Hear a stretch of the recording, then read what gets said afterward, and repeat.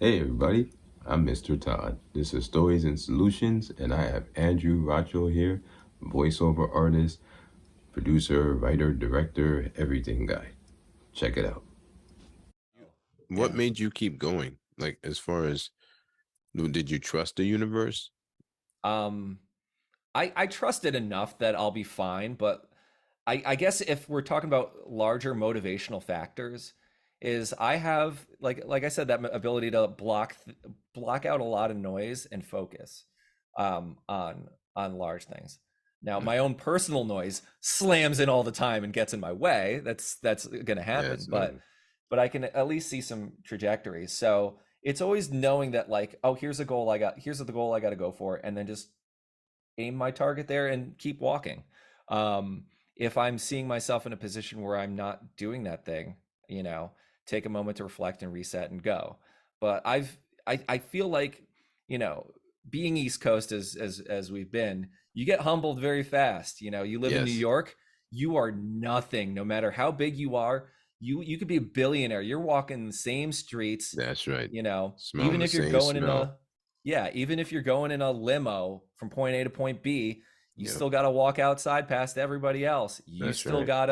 You still are sitting in the same traffic as me. We're Same all cut from the potholes. same, yeah, we're all cut from the same cloth. It doesn't matter how rich you, and Yeah, you can't surround yourself and not see it um, to a degree. And, you know, being, I was very fortunate with my family, you know, everybody worked hard to get what what we had, and it was, you know, I didn't have everything, but I didn't have to struggle for everything growing up, which I was very fortunate for. um, the things I wanted to, I had to work for, though. I see. For sure. um, my parents did provide a lot for me. I'm no doubt eternally grateful for that, and absolutely understand how lucky and fortunate I was that if I didn't have that situation, I would not even be close to where I'm at today, because they took care of me more than, I a lot of people have had that opportunity. But at the same point, I'm still somebody who, very much the underdog, very much the scrappy dude. I know what it's like to be in survival mode a lot, That's on where right now. where it's like you Yeah, got to know where that next dollar is coming from. You got to, you can't trust everybody to be giving you everything, because, being the underdog, you're not the one people look to as appealing, you know? yes. So you've got to earn your keep. And I guess, for someone like me, being funny in some way gets me to be that, gets me to endear the room, because they're not all looking to me for, weight gaining tips or financial success tips, It's like, so, being in that survival mode, and knowing that, like, I've got a ticking clock. I I can enjoy this life. There's a shelf life. Yeah, but if there's a very much a shelf life to when people are going to stop paying attention to me. Yeah, And yeah. that, That's smart. there That's there smart. is a inherent ageism to entertainment, and it's not it, there's a frustration to it, which I fully accept, but there's also the inherentness of people love watching babies and pets. When everybody in your family has a new baby, you pay Yeah, it's attention to the new baby. It's yeah, like the newer thing is always the most the thing where all the attention goes, and everybody's kind of expected to survive on their own while the new thing's out. right. Um, and you learn that as a kid. I was the youngest, but I knew that as a kid. Me too.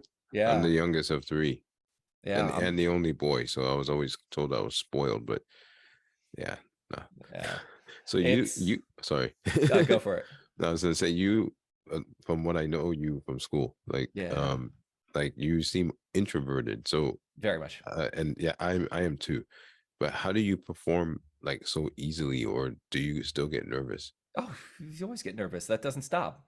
Um, I think in the way that, like, um, the, acting is always full of contradictions. It's constantly full of contradictions. Life is full of contradictions, but acting so much more than everything else, because you could do everything right and still be wrong, minute to minute to minute to second to second to second, and everyone's judging you for it.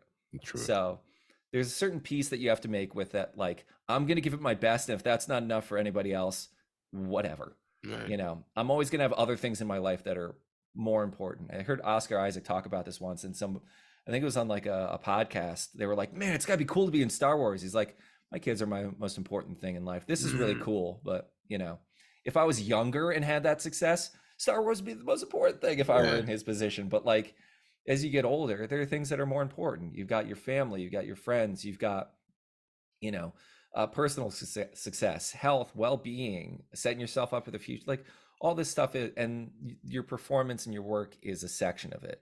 You attack it hard, you work hard for it, and in those moments, you stay focused and trust your training and ability to do that work.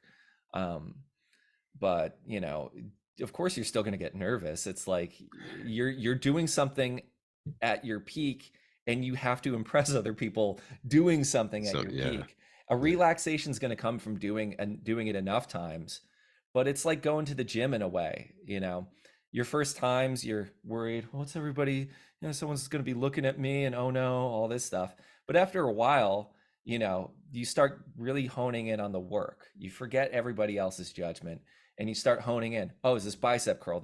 Am I doing this the exact way that I want to do it? That's maximizing efficiency. And how do I change that? And you start to get in that mindset with acting.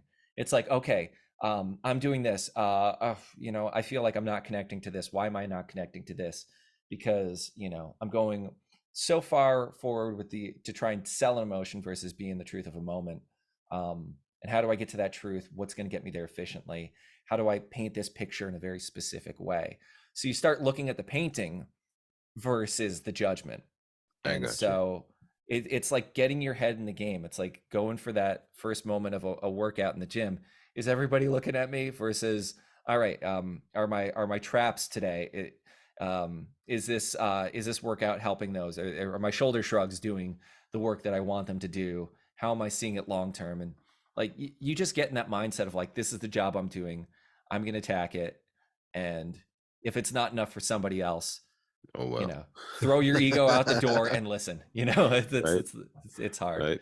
Yeah. Ego is the worst. Yeah, I think someone asked me once, they were like, what do you think the root of all evil is? It was a student. yeah, And I said, ego. And then he was like, no, I think it's money.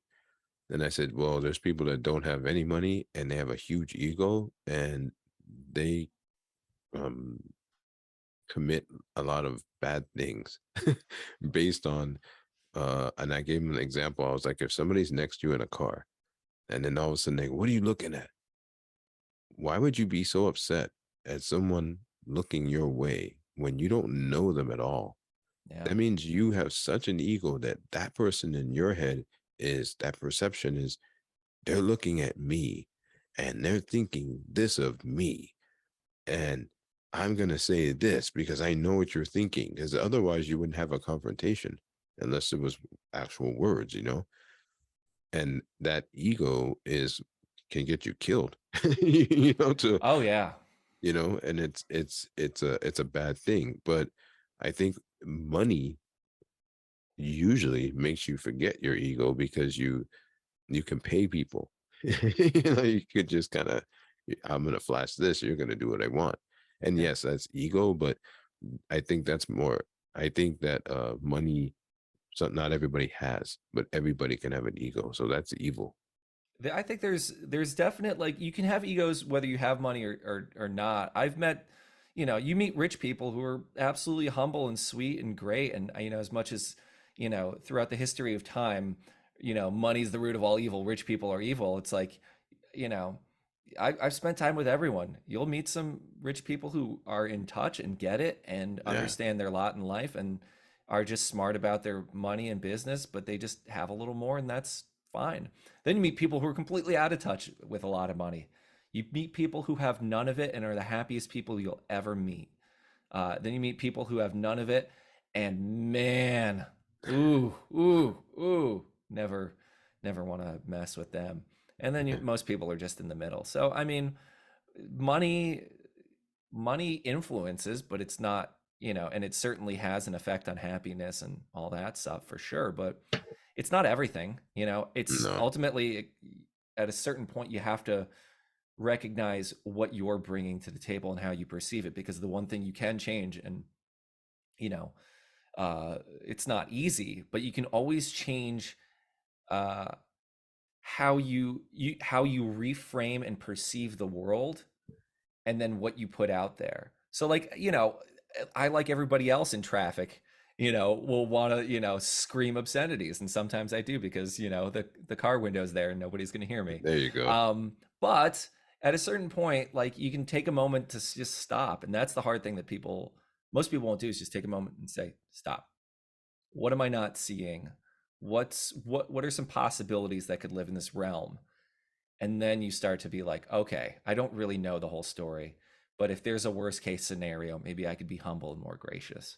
Yeah. um Not everything's going to be a conflict. I mean, I know this from being vegan. This is the arguments come up all the time, because if somebody doesn't like the fact that I don't eat meat or dairy, sometimes the first conversation point is, how dare you? That But comes up why? sometimes. So I'll give a fun example of this. I'm on a dating site at one point, and this woman types to me, basically, how dare you? Like, you think you're better than me? All the stuff that a lot of people would project onto being To vegan. a big, okay. And I fully accept it. When you're on social media or you're around people who are just kind of bad people, the worst comes out, and that's your perception of it. And that happens with everybody, but vegans, it happens a lot, because vegans are the preachy ones and all this stuff. So so she's like, how dare you? You think you think you're better than everyone else? You're awful. And I was like, I could fight into it. I could be like, you don't know what you're saying, blah blah blah. I was like, no, all right, let's see where this is going. Let's I do get this. you. All right. So basically, I just took the moment to listen, because there was something more going on, and Yeah. ultimately it does come down to ego in a way, but like the root of it was a little bit of like hurt, that she had a roommate who was vegan and was like one of the really preachy types, and would throw out all her food, and would like Wow. throw out her cookware and just yell at her. And just when you're trying to, obviously vegans are passionate, but that's not the way that you get people to understand your point of view and hopefully change their behavior or influence them in a positive way. That's not how that works. But a lot of people don't understand that. They understand their point of view, and they feel their righteousness um, needs to spread out in using the methodology that they're using. And that guy was using terrible methodology to try and spread and influence and be a positive impact or whatever. And to her, it's like, this is what vegans were. So I just waited out and listened and was just a decent person to her. And she's like, oh, I get it now. It's like, not all vegan people are terrible. Right. And then when she's like, you want to go out? I was like, no, not a chance. Yeah. Yeah. Smart No, man. no, I don't even think we got to that point, but it was just like, it was, yeah, it's that moment. It just, you got to recognize that you can be very much wrong in your point of view going into something. It's fine that we all have strong, passionate beliefs and stuff, but I think what keeps you humble is knowing that some point you might just have to, in a split second, throw out your belief system and be okay with that. Yeah. And be open, Yeah. yeah, it's a good, this is really cool because I don't know a lot of people. I had a conversation, or I shouldn't even say a conversation. We had a circle in the morning at work, and it's for the kids to express themselves. Yeah. And they had like a flyer, and they had probably like 8 dogs, and then there was an emotion attached to them. And they'd say, "So which dog are you?" And I was just sitting there, and then when they came around to me, even though I'm at work, and you tend to, I'm pretty private, but I'm open. Yeah. Um, one of the emotions I clicked was I pointed to was lonely, and they looked at me and they were like, Well, why?" And I said, "I just feel like I don't belong in this world, and it's like too hard to expect people to have common sense." you know it's just, like what you were just talking about. It's like you have these emotions, and I think a lot of people um when I go right back down to the spiritual side, if it's just a wave, if it's just a frequency or a vibration, it's looking for something that's to ground, you know. And people, they judge so fast, and you don't know. I have a poem. I haven't put it out yet, but I have a poem that I came up with because I was waiting for my wife and kids. I was parked on the side of the road on Ventura and almost Van Nuys. Yeah. There's a bun cake place, and she texts me, "Do you want the gluten free?" And I said no, because I don't like that taste, or I don't really like. I don't need it bad enough that I want chocolate chip. Yeah. You know, that's the only one they have. So while I was sitting there, I took out my phone and I just started writing. And I honestly, the concept was, there was someone at the light, and there's traffic, and so they're lined up with my car that's parked, but I can see the person, and this lady looked like in despair almost, and I just kind of described her and what I perceived by not knowing her, but what I can feel through that, that lens I'm using. And that became a whole like song, because it Yeah. was about, at the end of the day, it was about like, we don't know what the other person's going through, like somebody's parent could have just died and they got Yeah. the notice, and yeah, they cut you off. And I believe me, I'm not perfect. I flip people off too, but Oh yeah. you know, and I'm human, but it's more like, if you don't allow yourself to at least have that stop moment, as you were saying, and that humanity, yeah, we're doomed. Oh yeah. There's you a know? interesting thing. It's like we've all gone through some, well, not everybody, but a lot of people gone through just hard stuff, And I think when you go through it, there's a part of you that like tunes into people's hardships. Like it's like for a brief moment in time as you're grieving and going through hardship, you just have that ability to connect with people on such a completely different level that it's like you can it's a cheesy way to put it, but you can feel their vibrations. Yeah, But you pick up to people's pain and all that stuff, and it really makes you humble and empathetic to people, and stuff. I don't advocate ever going having to put yourself through grief, because to pick up that ability, right. no, just take a moment to stop and reflect and listen to people, and that'll do it. Please don't Yeah. uh Listen grieve to your Andrew. yes, please, please. Preach, you sir. you don't need to experience bad things or hit rock bottom to change or to grow or to listen to people. And I think That's true. I know a lot of people who feel that need, and I'm sure at times I've absolutely felt that, but you don't need it. You just need to learn to tune in. And there's a thing about like going through hardship, tunes you into other people's hardships, Yeah. and or just being around people who've gone through hardships and taking the time to listen to them and not react to them. That tunes you in very, very hard to people's situations, where you can start to have empathy regardless of who they are, or what they've done, or whether you like them for the things that they've done in the world, or you see them as monsters or whatever. It's a weird thing. Like, I guess throughout life, I've had the ability to be in the same room as the worst people of humanity and still be able to understand the person that you're next to, as well as be in the room to the people of the best of humanity and still be able to understand them. And I think if you go in with that judgment of like, you know, that you run in with that judgment of the people before you listen, then you lose that ability to empathize. You just keep that ability to be right. And that in a way can lose your ability to be humble or to be open and or to be creative or to be um or to connect or even grow, It's uh true.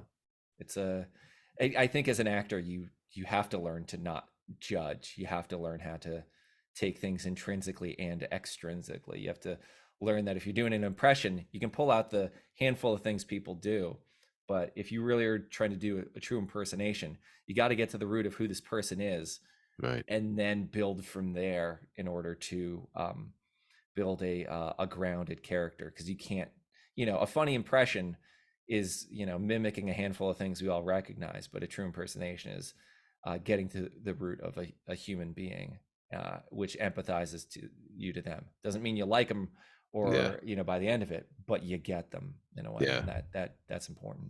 You understand. Like Yeah. you have an understanding.